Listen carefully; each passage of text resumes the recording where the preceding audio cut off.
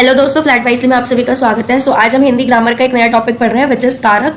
सो कारक का इंग्लिश में मतलब होता है केस। तो ये इंपॉर्टेंट है। कारक के चिन्ह आपसे पूछे जाते हैं कि सेंटेंस में क्या यूज हो रहा है। ये रिक्त स्थान में भी आपसे पूछ सकते हैं। ये 1 से 2 नंबर की वेटेज रखता है पूरे 30 मार्क्स के अंदर केवीएस पीआरटी में। सो लेट्स स्टडी अबाउट कारक। तो कारक की परिभाषा क्या है? संज्ञा या सर्वनाम का वाक्य के अन्य पदों से जो संबंध होता है उसे कारक कहते हैं। यानी कि जब भी संज्ञा और सर्वनाम के साथ कोई ना कोई ये जो हम छोटे छोटे वर्ड्स कहते हैं ना, कि जैसे जो आ गया, को आ गया, ये छोटे छोटे वर्ड्स रहते हैं, इनको ही हम कारक कहते हैं। ये कुछ ना कुछ संबंध दिखा रहे होते हैं संज्ञा या सर्वनाम के साथ। अब ये सेंटेंस देखो, जैसे कि राम ने रावण को बाण से मारा, तो ये जो ने शब्द देख रहे हो आप, ये कारक है। यहाँ पे ये को शब्द कारक है, क्योंकि ये आपस में क्या कर रहे हैं, हमें कुछ ना कुछ संबंध दिखा रहे हैं। वाण से, तो ये से कारक है यहाँ पे। स्टूडेंट्स, हिंदी व्याकरण के अंदर जो कारक है आपके 8 प्रकार के होते हैं। तो पहला होता है कर्ता, दूसरा है कर्म, तीसरा है करण, फिर आता है संप्रदान, फिर आता है अपादान, देन आता है संबंध, फिर आता है आपका अधिकरण, फिर आता है संबोधन। अब ये कर्ता का कैसे पता चलेगा कि कर्ता है? तो जहां पे भी ने आएगा वहां पे कर्ता का इस्तेमाल हुआ है। कर्म यानी कि जहां पे भी को शब्द का यूज हुआ है वहां पे कर्म हो रहा है। जब से या द्वारा आता है तो करण शब्द का प्रयोग हुआ है। के लिए आता है तो भी तो संप्रदान है। जब से का इस्तेमाल अलग होने के अर्थ में होता है तो अपादान है। संबंध में आपका काके की या फिर रारे री आ जाता है। अधिकरण में पर आ जाता है। संबोधन में जब हम किसी को संबोधित कर रहे हैं, हे, अरे, ए, ओ, हाय बोलकर, मतलब कुछ भी हमें, जब भी आप ये इंटरजेक्शन का साइन देखोगे ना, तो वहां पे आपके संबोधन कारक का इस्तेमाल किया गया है। एंड स्टूडेंट जिनके पास संस्कृत थी ना अपने 6 to 8 क्लास में, तो उनको ये आज भी याद होगा। इसको याद करने के लिए ना एक ना गाना सा बना दो, लाइक कर्ता ने कर्म को करण से के द्वारा संप्रदान के लिए अपादान से अलग होना, संबंध काके की, अधिकरण में पर, संबोधन है अरे वो। इसको ना पोएम टाइप में याद कर लो, याद हो जाएगा। बिकॉज मेरे को तो ऐसे याद हुआ है, पोएम में याद करोगे ना तो हमेशा ना माइंड में रहेगा। इवन घर में कोई बच्चे हो रहा है, उनके साथ गाना स्टार्ट कर दो कर्ता ने कर्म को, वो भी ना याद कर लेंगे तो बहुत मजा आता है इसको याद करने में, बहुत ईजिली हो जाता है। एंड जब इसको ऐसे याद करोगे ना कि से अलग होना या करंट से के द्वारा, तो ना आपको क्या होगा कि ना पता चल जाए कि यहाँ पे जब अलग होने के अर्थ में आ रहा है तो अपादान का यूज हुआ है, और जब उसके साथ कोई चीज हो रही है तो करंट का यूज हुआ है। तो आप ऐसे डिफरेंशिएट भी कर पाओगे। अब हम देख लेते हैं इनके प्रॉपर अर्थ। स्टूडेंट, जब भी कर्ता होती है तो इसका मतलब होता है कि कर्ता जो है वो काम करने वाला अर्थ निकलेगा उसमें। जब भी कर्म होगा तो इसपे ना जिसपे काम हो रहा है उसका प्रभाव किस पर पड़ रहा है ये पता चल जाएगा कि कोई ना कोई कर्म हो रहा है वहां पे। करण में होता है कि जिसके द्वारा काम किया जाएगा। संप्रदान होता है जिसके लिए कोई क्रिया की गई है या फिर जिसके लिए कोई काम हुआ है।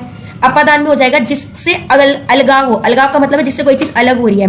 जैसे कि आप मान लो कि पेड़ से पत्ते गिर रहे हैं, तो पेड़ से पत्ते जो क्या हुआ है वो अलग हुआ है, इसलिए वहां पे जो पेड़ से शब्द है वहां पे अपादान कारक का इस्तेमाल हुआ है, क्योंकि यहाँ पे पत्ते क्या हो रहे हैं, पेड़ से अलग हो रहे हैं। तो जब भी अलग होंगे डैट मीन्स कि वो अलग हो रहे हैं ना, तो अपादान आ जाएगा। फिर आता है संबंध, यहाँ पे कोई ना किसी पद के साथ वो संबंध दिखाएगा, चाहे संज्ञा हो या सर्वनाम हो।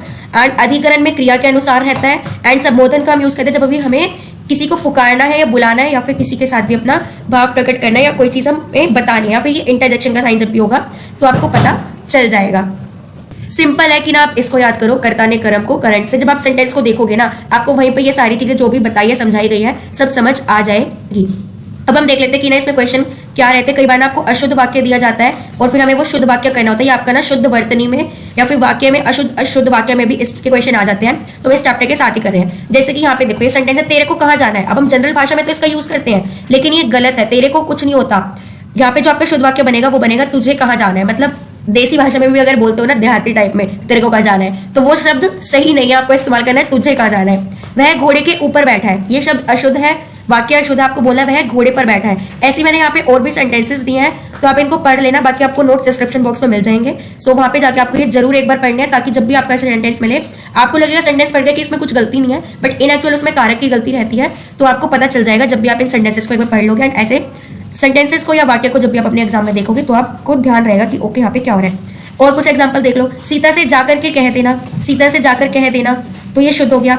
मैं पत्र लिखने को बैठा, तो ये शुद्ध वाक्य है। मैं पत्र लिखने के लिए बैठा, ये हमारा शुद्ध वाक्य है। सो होपफुली आपको प्रॉपर समझ आया होगा। Thank you for watching it and like subscribe share करना मत भूलना। एंड आपको सभी नोट्स पैसे बता रहे डिस्क्रिप्शन बॉक्स में टेलीग्राम चैनल का लिंक है, वहाँ पे फ्री में प्रोवाइड हो रहे हैं, तो उसका पूरा भरपूर फायदा उठा लो। एंड नोट्स को एक बार देख के ना पढ़ लिया करो जब आप थोड़ा करते हो, सो दैट आगे जब अपने मॉक टेस्ट वगैरह दो तो आपके लिए ईजी रहे एंड आपको पता हो कि ठीक है। ये ना छोटे छोटे टॉपिक हम इसलिए छोड़ देते हैं कि हमें लगता है हमें आते हैं, but in actual in topics में हमें दिक्कत हो जाती है, क्योंकि आज तक हमने यही सब चीजें पढ़ी है कि ठीक है ऐसे चलते हुए हम डेली भाषा में कैसे यूज कर रहे हैं। पर कॉम्पिटेटिव एग्जाम में आपका डेली भाषा नहीं पूछता, वो पूछता है हिंदी ग्रामर प्रॉपर क्या है, उसमें व्याकरण में कैसे क्या हो रहा है। तो थोड़ा डिटेल में पढ़ लिया करो। So bye bye and all the very best.